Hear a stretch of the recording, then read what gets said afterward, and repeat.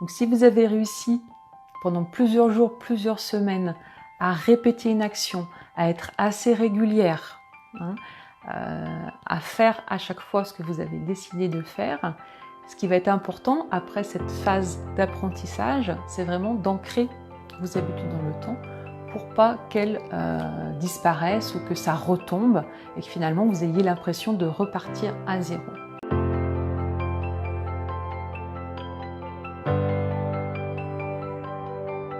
Voilà plusieurs jours ou plusieurs semaines que vous avez mis en place des nouvelles habitudes, vous faites des nouvelles actions ou un nouveau geste chaque jour et vous vous surprenez peut-être avec le temps justement à ne plus faire ces actions, à peut-être laisser tomber.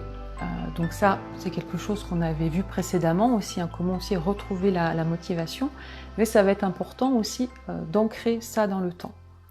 Donc si vous avez réussi pendant plusieurs jours, plusieurs semaines à répéter une action, à être assez régulière, à faire à chaque fois ce que vous avez décidé de faire, ce qui va être important après cette phase d'apprentissage, c'est vraiment d'ancrer vos habitudes dans le temps pour pas qu'elles disparaissent ou que ça retombe et que finalement vous ayez l'impression de repartir à zéro. Donc comment on fait ça?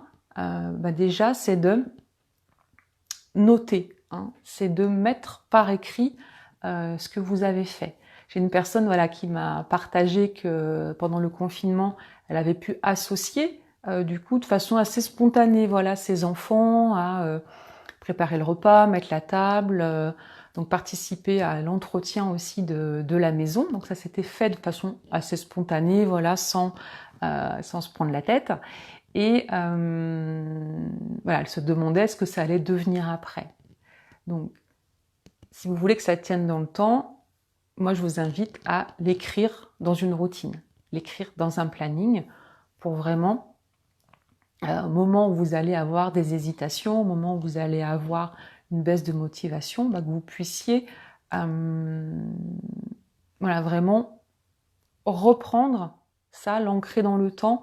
Par exemple avec les enfants, donc peut-être qu'au début c'est amusant, c'est ludique, et puis quand on a un peu la vie qui reprend, donc repartir à l'école, retrouver les copains, on aura moins envie peut-être d'être spontané à participer aux tâches, et qu'à ce moment-là, pouvoir se référer à un planning, pouvoir juste pointer du doigt le document, de dire « tu te rappelles aujourd'hui, c'est toi qui fais ça ».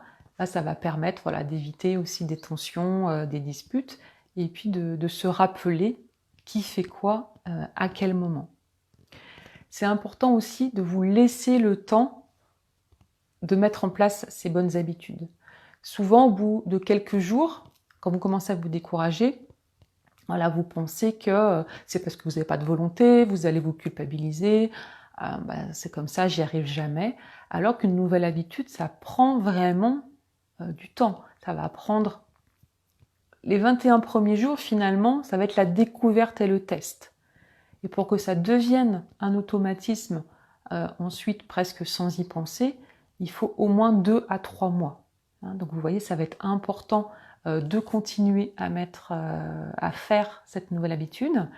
Vous pouvez utiliser aussi un tracker, donc une fiche de suivi que vous allez pouvoir cocher pour avoir ce geste, cette intention de dire est-ce que je l'ai fait?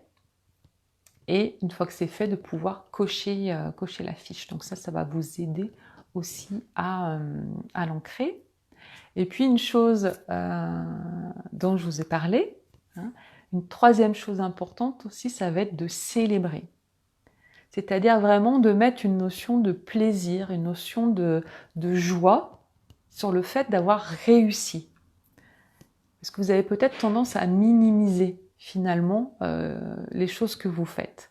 Donc si au bout d'un mois, vous avez été régulière, peut-être pas les 31 jours, mais si déjà vous avez fait 20 jours ou 25 jours sur les 31 jours, c'est déjà formidable. Donc de célébrer, de vous féliciter, pour qu'il y ait vraiment cette notion de plaisir, que vous allez avoir envie de répéter, de renouveler du coup cette expérience sur cette habitude-là, avant même de passer à une autre. Ça, c'est un point également important, c'est qu'une nouvelle habitude se prend une à la fois. Donc dans l'enthousiasme, peut-être que voilà, vous vous dites « Ah, j'aimerais vraiment mettre ça en place, et puis il faudrait que je me lève plus tôt, et puis il faudrait que chaque soir, je fasse ci, et puis chaque semaine, je fasse ça. » Oui, ça c'est super d'avoir ces projets-là, mais de ne pas les démarrer tous en même temps. Prenez le temps de mettre une habitude en place, de l'ancrer sur 1 mois, 2 mois, avant de commencer, par exemple, les 21 jours de test sur une nouvelle habitude. Parce que sinon, ça va faire trop de changements à la fois. Et notre cerveau, il a horreur du changement. Donc notre cerveau, malgré ce qu'on pourrait croire, qui est une machine absolument formidable, quand elle va voir du changement, elle va se mettre en opposition. Parce que changement égale danger pour lui.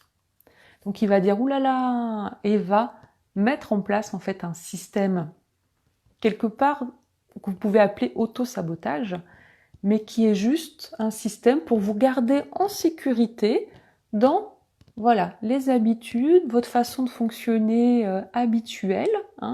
Et donc, pourquoi tu voudrais sortir de là? On ne sait jamais, peut-être que si tu commences à faire ça, il va se passer d'autres choses, il va y avoir des conséquences. Non, reste ici.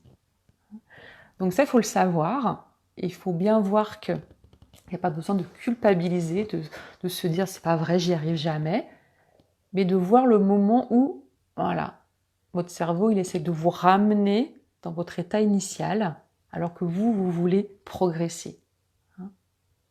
Et souvent, c'est ce qui bloque dans un processus de mise en place de nouvelles choses, dans un processus de projet, c'est que tout peut être très bien défini. Voilà, vous pouvez avoir fait les plannings, avoir bien tout découpé, mais il y a des blocages inconscients qui vont se déclarer.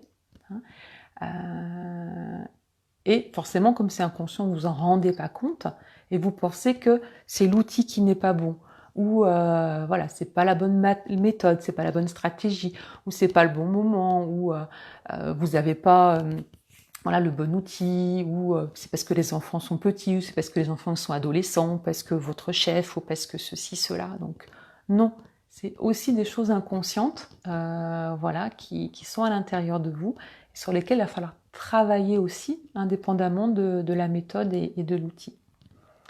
Donc ça, c'est important de le comprendre, et c'est là-dessus, justement, aussi que je mets le focus dans mes accompagnements.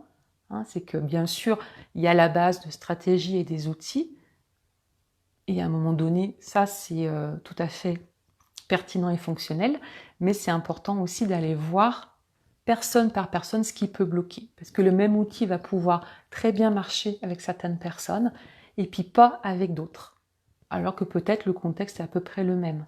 C'est parce que chaque personne est différente, votre vécu est différent, votre histoire est différente, votre situation actuelle est différente.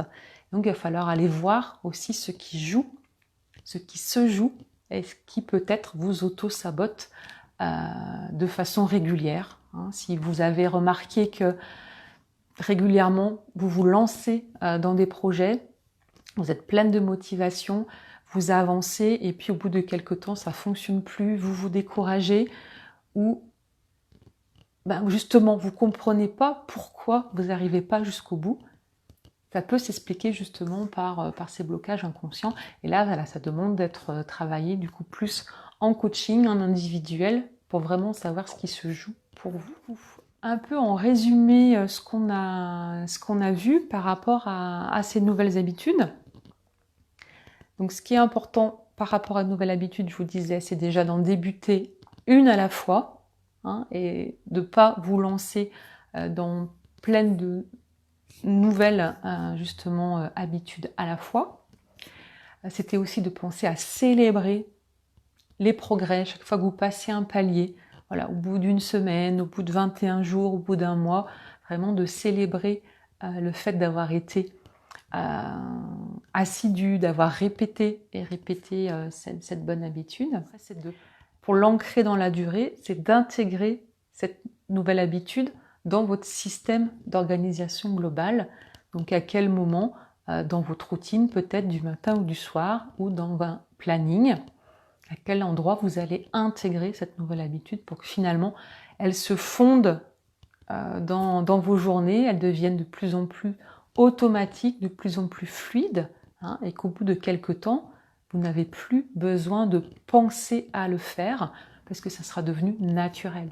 Et quand ça devient naturel, bah c'est là qu'on a la confirmation que ça a vraiment été ancré dans le temps.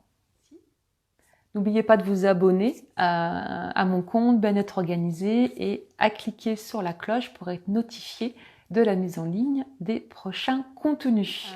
Je vous invite également, si ce n'est pas déjà fait, à télécharger mon guide gratuit 5 clés pour bien organiser votre quotidien, dans lequel je vous donne justement pour moi les 5 étapes indispensables pour vous construire des journées pleines de sens, sans culpabiliser, sans procrastiner, sans vous épuiser, et vraiment mettre votre essentiel au cœur de vos journées et réconcilier également vie pro et vie perso.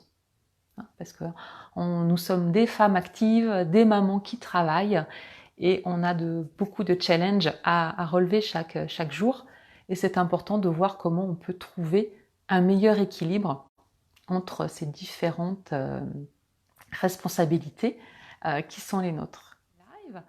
Si vous avez des sujets qui vous préoccupent en ce moment, qu'on n'a pas encore abordés, ou sous des angles différents, n'hésitez pas à me les noter dans les commentaires. Voilà, j'en tiendrai compte aussi pour nos prochains rendez-vous. Je vous souhaite une bonne fin de journée et je vous dis à très bientôt pour un prochain Home Live. Au revoir.